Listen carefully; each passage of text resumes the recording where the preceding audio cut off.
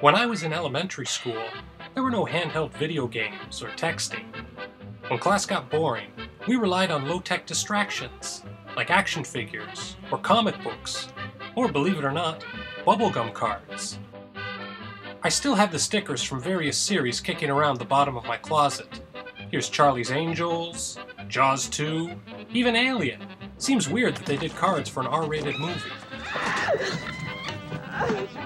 They must have printed up millions of these things, because you can still find old packages at flea markets. I took a trip and rounded up all the ones I was collecting a quarter-century ago.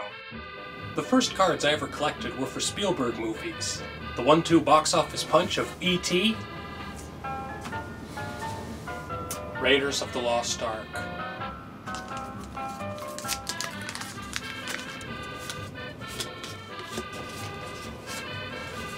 Wow. A checklist. And one huge slab of gum.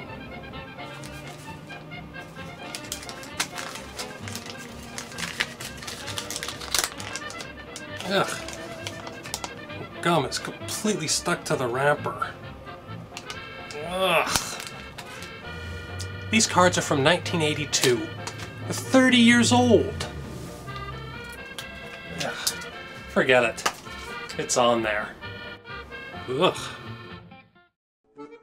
I was finishing grade 5 in the summer of 1989, the year Batman Mania took hold.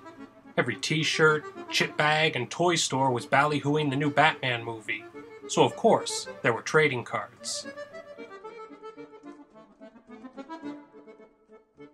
The following summer, Dick Tracy tried to conquer pop culture, but it wasn't the same. No one cared about Dick Tracy. These were weird. I think they came out around 86, 87. Super Wrestling Stars. They broke the usual format, coming not in the glossy wax paper, but a little paper envelope. And it had this weird Arabic writing on it.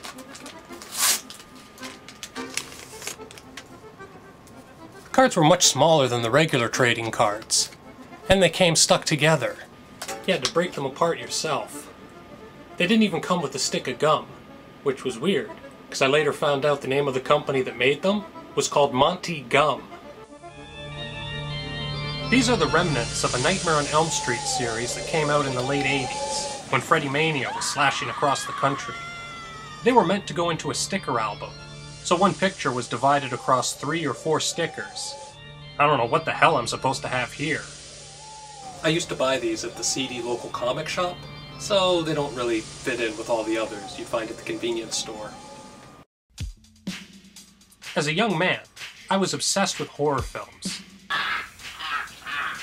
I still remember the day in grade 4 when a kid showed me the new cards he just bought. I could scarcely believe my eyes when I saw Fright Flicks. Fright Flicks was a card series featuring the scariest, most grotesque, goriest images from horror movies. Aliens, ghosts, demons, zombies. Holy shit, these were awesome!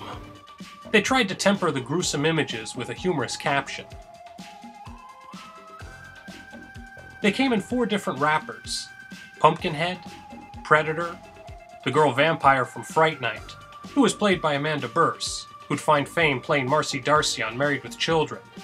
You can see the artist sexied her up a bit. And the 4th cover was the king of movie monsters, Freddy Krueger. While I appreciated the inclusion of lesser-known horror films like Day of the Dead, I was a little mystified by the exclusion of the other obvious horror icon, Jason.